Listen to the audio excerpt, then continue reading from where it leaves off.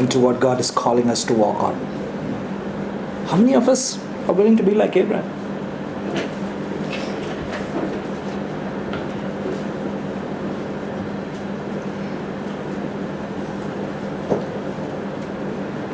One righteous person in this community can have the potential to change this whole community. Now, even in this whole process, yes, there were not 10 people. Sodom was destroyed. It was finally Lot, his wife, and his 2 unmarried daughters. But yet, Lot's wife, Jesus talks about her very specifically in the New Testament. She left, but her heart didn't leave.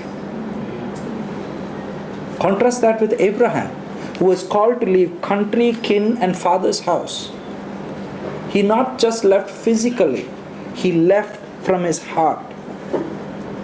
But Sodom was there in Lot's wife's heart. The main reason many of us are not able to move on, yes, we know the Lord, but we are not willing to let go, to cut off, to make sure I have nothing to do with it. Then only we become citizens of the kingdom, which Paul is talking about. Because the cost is too much. I have to pay a price. Yes, I have to pay a price if I want to walk with the Lord. But this is a good price. This is a price worth your investment. Because of this man, Abraham, all the generations of the earth is going to be blessed through him. Everybody is going to be engrafted through him.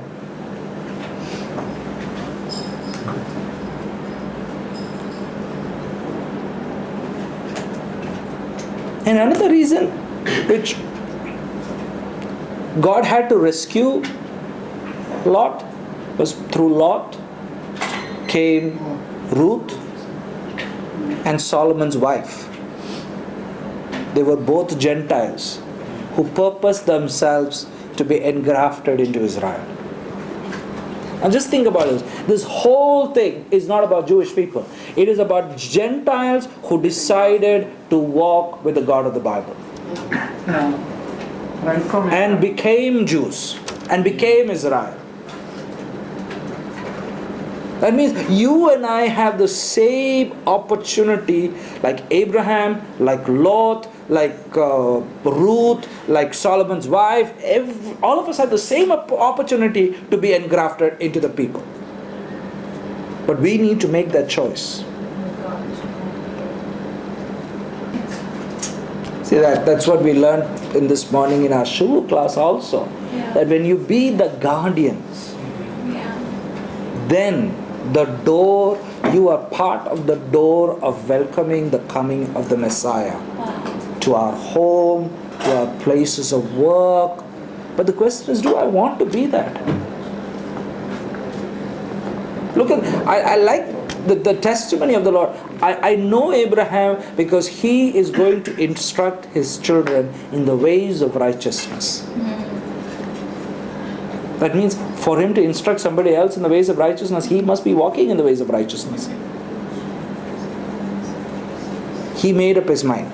In today's world, he's coming from a non-Christian background.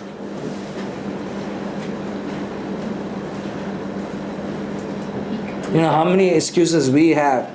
Oh, Pastor, you don't understand my background. You don't understand what's happening in my home. I don't have to understand all that.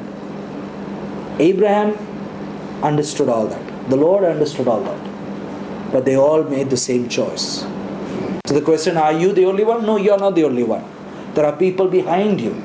That's what it says in the book of Hebrews, of chapter 12, there is a host of people who have finished the race and given the baton to you and I and saying, go ahead, I have made it, you can also make it. The question is, do you want to make it? Or you have 150 reasons why you can't make it. Oh, my husband is like this, my wife is like this, my sisters. Don't give any excuse.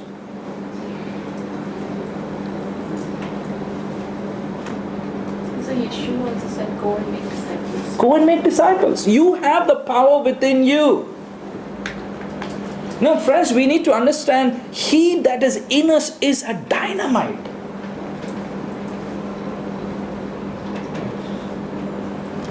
How much are we willing to go? Even I was telling to Pastor Sunny, even when God places us at places where we think is not very nice, is a wicked place, and we're the only one over there, and we actually hesitate to be at that place thinking that that's not where God is. But that's where God's heart is, probably, because God wants you to be the one righteous person who is influencing people in that place. And you just can't leave that aside and say that I'll go to a place which is already full of righteous people. That we don't have the heart of God for the lost. So I just want to be very comfortable.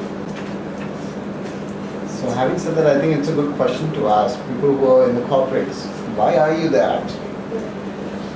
Making money, or why are you there? It's our mission. That's what it's your mission. And that's why most of us quit jobs, change jobs, looking for opportunities where I can get better pay. Losing the purpose of why you're there. I was sharing with my Susan yesterday that this whole week, last week was like that for me. It was like, I don't know, it's like living inside Big Boss house. It's so difficult to live because it's an all girls team, 5 girls, and it's very, very difficult. I was looking at that. I was so challenged, Lord Abraham. Like, Lord, I really. Two types of righteousness. I mean, Lot was righteous on his own. Yeah.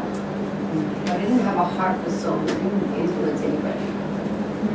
Yeah, he probably would have been righteous in the sight of God. No, probably he would have been doing the right things. Yeah, but a lot of us Christians. Yeah. Abraham's heart for soul. Yeah, for himself. But life is about influencing others. That's really, really challenging. I think the reality of us today also. About just learning to be righteous because someone will heaven you. Yeah. But a heart for others, a heart to bring change, see change. The power, because I think they have the power to influence what we're influencing. I was asking, how do you do that? How do you be like Abraham? And really, what the Spirit of God said that you ask for wisdom, you seek me, I will teach you, and I will instruct you what you need to do. So you give up on, how you think you should approach this issue or this problem. I'm like, I could really put myself there because that was how last week was, trauma. So the question is, how many of us will open our homes for such things like this? So even when we're learning Google, this idea that okay, if somebody comes my way, I'll look at it. Proactively. But it's not proactivity. Yeah. How is that? But to go after people, build that relationship, go after them, want to influence, that would really challenge me. That's what people in the children class. Go after people. You stay away from people who are not nice or comfortable, but the heart for their soul, that's doing the custody method. Go after people and give them what they don't deserve. This is wonderful in God. That's true. Amen. So will we open our homes? I mean, it's one thing to learn, my friends. I think the Lord is challenging us. Will you open your home like Abraham? Instead of saying, oh, this is my space, my time, my cave. I don't want anybody in. It's just for me to just relax. Yes, it is for you to relax. But will you open it for the stranger? Why not? Not to make food and all. The intention is to be the light, to share the gospel, to share the light, the goodness of the Lord. The scripture that comes to my mind, I know that mentality of wanting everyone away and to rest, I can really understand that. I can really understand that. You want the doors to be closed in my space, but the scripture that comes to my mind is, he who refreshes others gets himself refreshed, And, when I bless others, the truth is when we bless others, we feel really refreshed. We get refreshed ourselves. But when we sit on our own in our house, the way our thoughts go, the stuff we get into, we think is to relax, but it gets us all in the wrong track. We learned that in Shema also, right? He was saying that when you do something unto others, that's when you experience Him more. So a lot of my own time gets us into stuff that actually takes us away from God. Yeah, give me like a simple message. So time that you would use for yourself. You see chapter 20, here Abraham is now meeting Abimelech. Abimelech does not have children. But one thing the Lord tells him, Abraham is a prophet. This is the first time the word prophet is written. Even though he was not, many people think that prophet is somebody who just prophesies. No. Prophet is not necessarily that is somebody who prophesies. It's a biblical prophet is someone who directs people back to God and to his instructions. So he tells Abraham, can please pray for me. He prays for Abimelech, and as soon as he prays for Abimelech, the Bible says that Sarah is conceived, and the next year she gives birth. And the beautiful thing about chapter 21 is that it says that in the set time, Isaac was born. The word set time is the Hebrew word moed. So in other words, so it's the Moedim on the appointed feast of the Lord prophetically, Isaac is born. And here Abraham's, in verse number chapter 21, verse number 4 says, it says that Abraham circumcised his son when he was 8 days old as commanded. So Isaac was the first to be circumcised on the 8th day. And friends, I want you to know, this is before the written word of the Torah by Moses. Amen. So in other words, the Torah was there, always been there even before. Right from Adam and Eve. Yeah, right from Adam and Eve. It's not just something which Moses came up with. Chapter 22. It talks about the Akedah, the binding of Isaac. This is the test. See, because like I said, Abraham is a very obedient man. Last week when the Lord told him to circumcise himself, no questions asked. Okay, Lord, I love you, I'm going to circumcise myself. How many of us will be willing to do that in today's day? We'll ask 150 questions why I should not do that. And what will we say? But that is for the Jews. Whenever you say that's for the Jews, you begin to say that you are not part of the Jews. That means that itself is an anti-Semitic statement. Why should I go through the pain? I've done it spiritually. Yes, you can. Okay, that's a different issue altogether. But here it says that considering Abraham's obedience in many situations, the only justification for the test Abraham would have to endure is to prove if he would obey God in every circumstance. And the sages say that they say that Isaac was around 37 years old when the binding of him took place. So he is 37 years old. So he's not a small baby is what I'm trying to say. Verse number 1 says that it came to pass that after these things God tested Abraham. That's a very bad word in English. It's not that God tested him. The idea of testing is not to suggest that God is tempting Abraham. The idea is to bring about a failure, but to certify ability and resistance to failure. The idea is not to bring about, he's trying to say, I'm going to help Abraham go through this, but I know Abraham is not going to fail. He lets us go through things he knows we can pass. Yeah,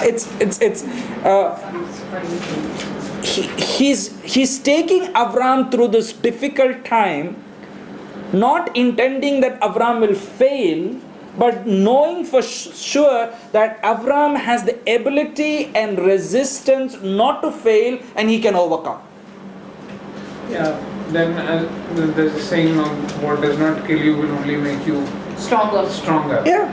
So God knows that God will go through Abraham through that situation, and when Abraham comes out strong, he will have that character that God wants.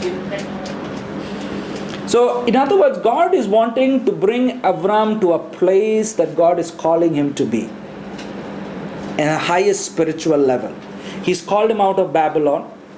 He's called him to leave family and relatives. In certain situations, he showed himself to be protecting himself, but God overcame. In terms of Abimelech and in Egypt, where he gave his wife. He was trying to protect his wife or himself basically, so that he will not be destroyed. But in all this, we begin to see that God was there to help Sarah even in that difficult situation. And here we also see that he showed that he is able to obey God without any delay. Now that's the key of Abraham. He obeys God immediately. God said, I will do it. So on that day, Abraham was called out of Babylon. God intended to call him to Mount Moriah, which he is going to go. This was the greatest trial Abraham had to endure. No more following this. It was not to bring about Isaac's death on Mount Moriah, but it was to bring out Abraham's death to himself. What did Jesus say? You have to die to yourself. Same thing with Abraham. So Isaac is an embodiment of the promise God made to Abraham. So the only one of Abraham tests that is actually called a test in this text, the Hebrew word over there is the Hebrew word nisa, which basically means to prove.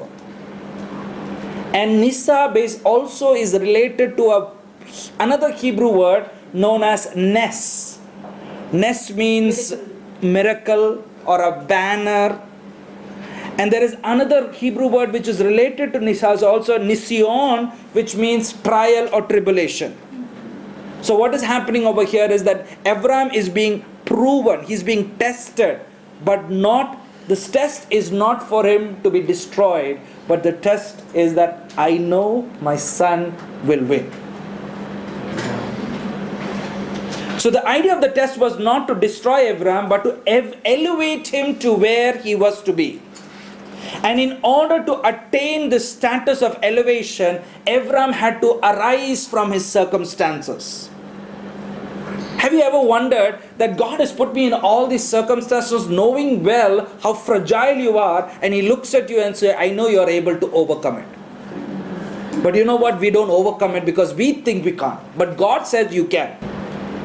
So He had to be tested and proven to establish Him as the banner. So in other words, for Him to be the spiritual father for all of us, He had to arise to that elevation. And if we are seed of Abraham, that means we also have the same capability like Abraham. And it should be noted that the miracle of the ram couldn't occur if Abraham did not obey. The test leads to a miracle. Remember the story of Hagar? She sent out once and for all with Ishmael, and the Bible says that she was crying again, and next to her was this river, this water. Was the water not there before? It was there. It's just that she didn't see it. When she cried unto the Lord opened her eyes.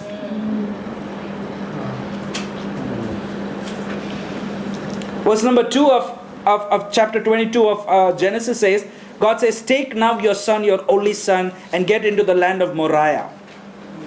The Hebrew word for take now is kakna. Kakna. I mean, kakna is basically not take now. But the interesting, this word kakna is interesting because that Hebrew word na basically means I pray you. In other words, God is speaking to Abraham as a friend and telling Abraham, can you please, my friend, take your son? He says kakna, and then he says leklaka. Get out into Moriah. Can you please take your son and get to Moriah? And it is believed that it was in Moriah where Shem, you know who Shem was? Noah's son, had a school over there. Yeah, because Shem was the rabbi or the teacher of the time. The land of Moriah. The word Moriah comes from the Hebrew word more, which is basically the word teacher. So the place which God is bringing Avram to is today considered as the Temple Mount. Verse number 2 says, offer him there as a burnt offering. The word burnt offering is basically to bring him up. Literally, it is in Hebrew, it is the Hebrew word to lift him up. It is the word ola. So considering the picture, Isaac being a type of Messiah, the promised seed, here God is telling him to bring him to Moriah and to lift him up at the altar wholly. Everything. That's what's going to happen to Jesus also. Verse number 3 says, Abraham rose up early in the morning. He went to the place of which God spoke. Again, the thing about this we need to see from here that here again, Abraham does not hesitate in obeying the commandments of God. How many of us, we are children of Abraham, but how many times we hesitate? We question it, we ask why. He never asked why, he just did it okay. Here it says that he saddled the donkey and he cleaved the wood. And then along with him, Isaac and the 2 servants went along. We don't know why the 2 servants went, but he just went. He asked them to go. Verse number 4 says, on the 3rd day. It says, Abraham lifted up his eyes and saw the place thereof. In other words, in the Sefer it says that Abraham saw something. He asked his son Isaac, do you see it? His son also saw it. He asked his servants, do you see it? And the servants didn't see it. They say it took Ishmael also. Maybe Ishmael also was there around that time. So none of them saw it. By that he knew that God didn't want any of them to go, only both of them. So only Abraham and Isaac saw something up the mountain. Wow. Can I speak on this? Because I got a revelation on this. Yeah. I've spoken to you once. Verse 4 says, on the 3rd day, Abraham lifted his eyes and saw the place afar off. Which means, why does God have to say this before the binding? This is the confirmation, Abraham, that he actually seen the day of the crucifixion there. And he's seen it and God showed it to him and says, now I will go and do this. So he got revelation of it. This is what it means. He's seen it afar off. It says He saw the day of Jesus afar off. Yeah. He He got the strength actually to take.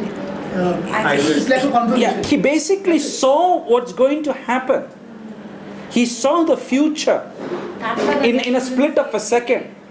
Yet there's another level. Moriah is actually part of Jerusalem. Yeah, And it so is. we saw in Jerusalem is more than just the earthly city. Yeah, that's one thing I really want you all to know. Just like there was a earthly tabernacle, there was a heavenly tabernacle. Just like there is an earthly Jerusalem, there is a heavenly Jerusalem. That's what comes down. That heavenly Jerusalem is going to come down one day is what the Bible says. So when we focus on Jerusalem, we're not just focusing on the place because it is something specific. Because that is the only place on earth God has said that is mine.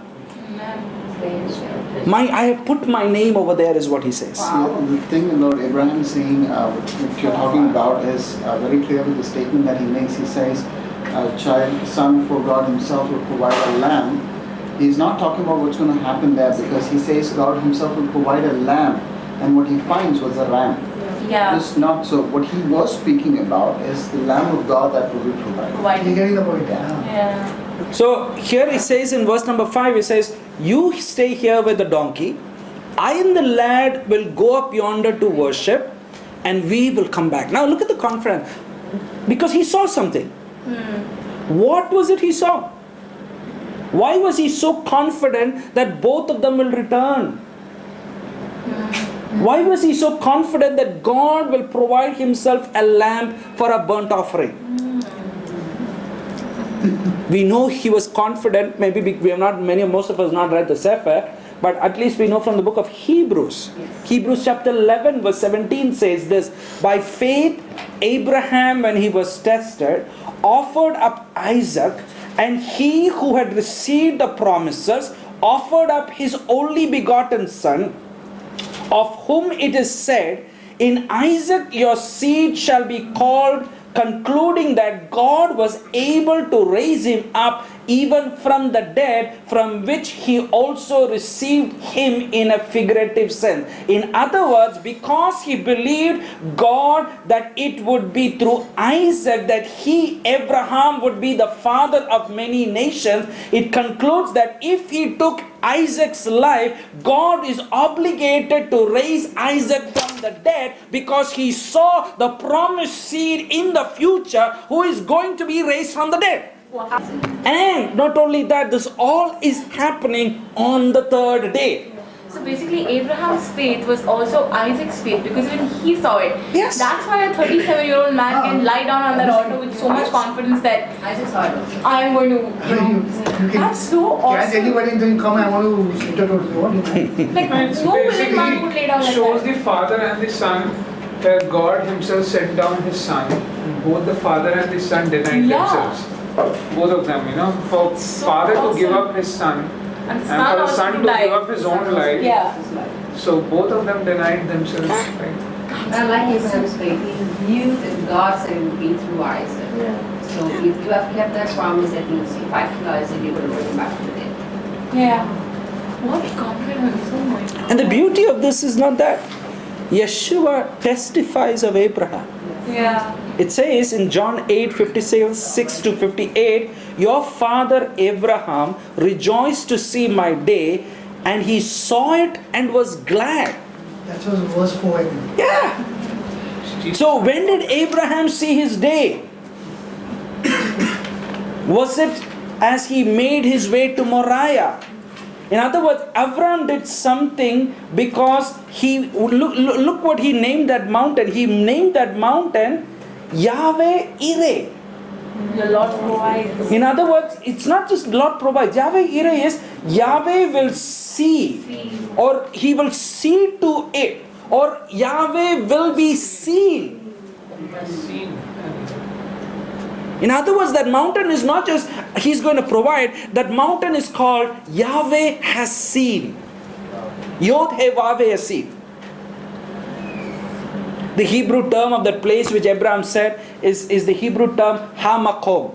Ha-makom is known in Hebrew as Ha is basically the, and Makom is place. So the place is inscribed as a title of God. That is, it is the place of God.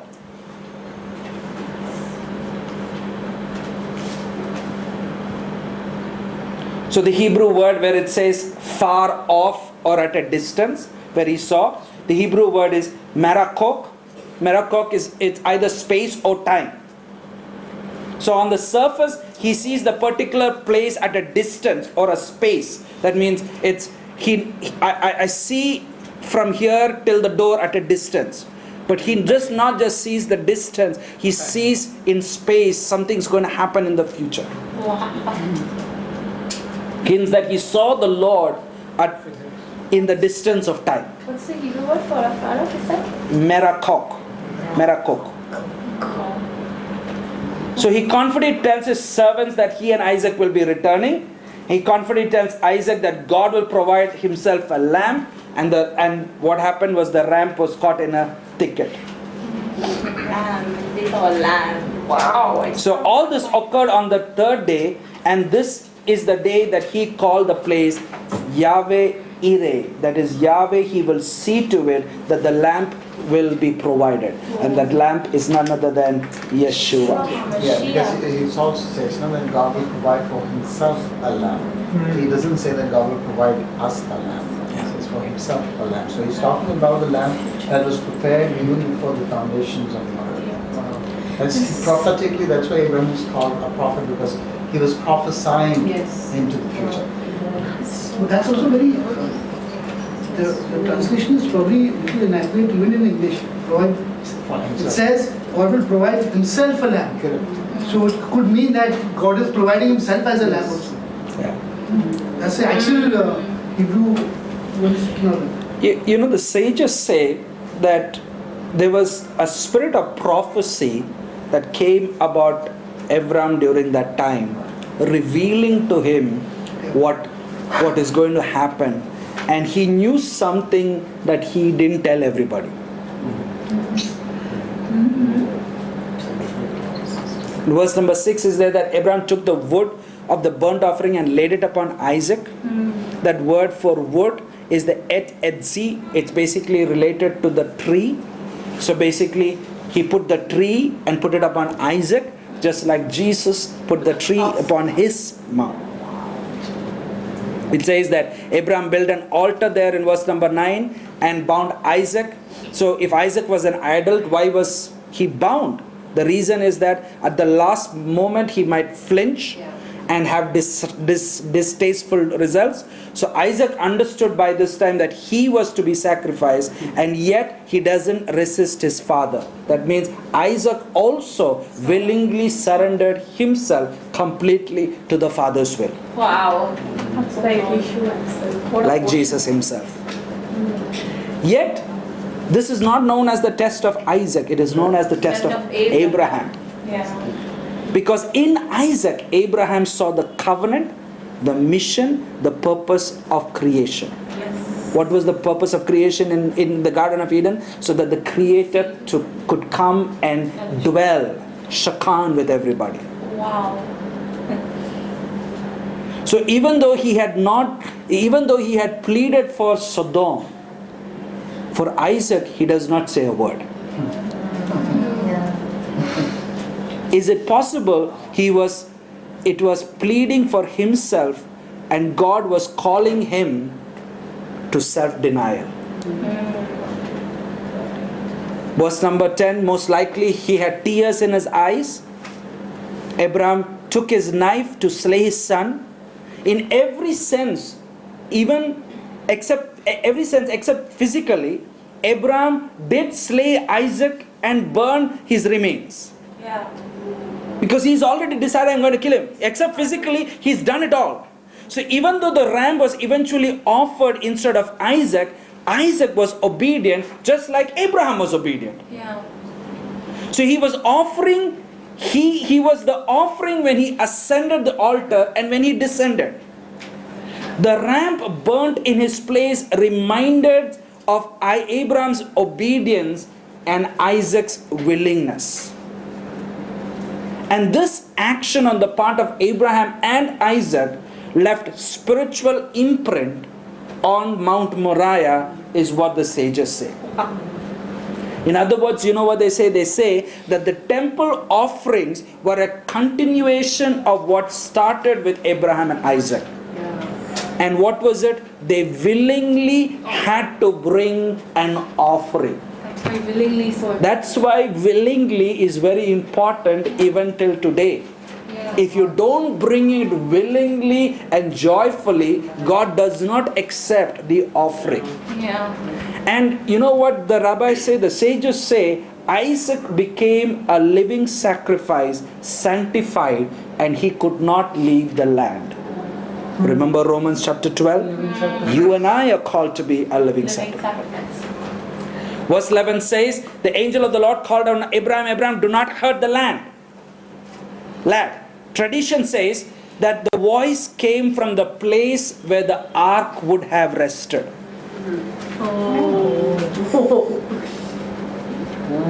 In other words, God is saying, I know you are a God-fearing man.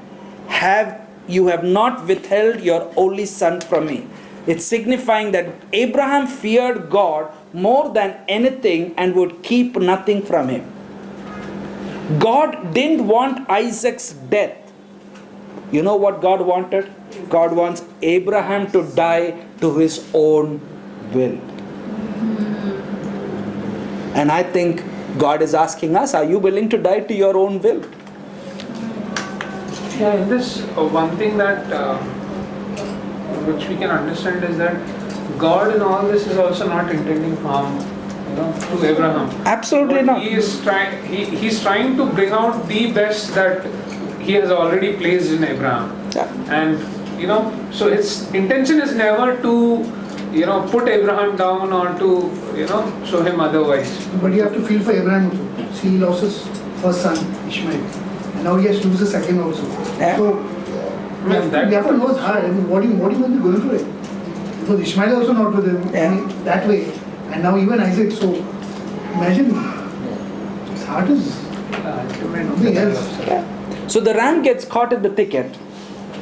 by its horns, and the ram is offered instead. Verse number 14 says, he called the place Yod He Vav He Ire, Yehovah Ire, in the mount where the Lord has seen. The original name for Jerusalem was Shalem. Shalem basically means complete, whole, or it was supposedly given by Shem. Abraham called it Ire. Ire means he will see to it. So Jerusalem is basically the Lord, he will see to it that everything is whole and complete. So when you go to Jerusalem, he will see to it. Everything. That's why I say going to Jerusalem is an invitation by the Father.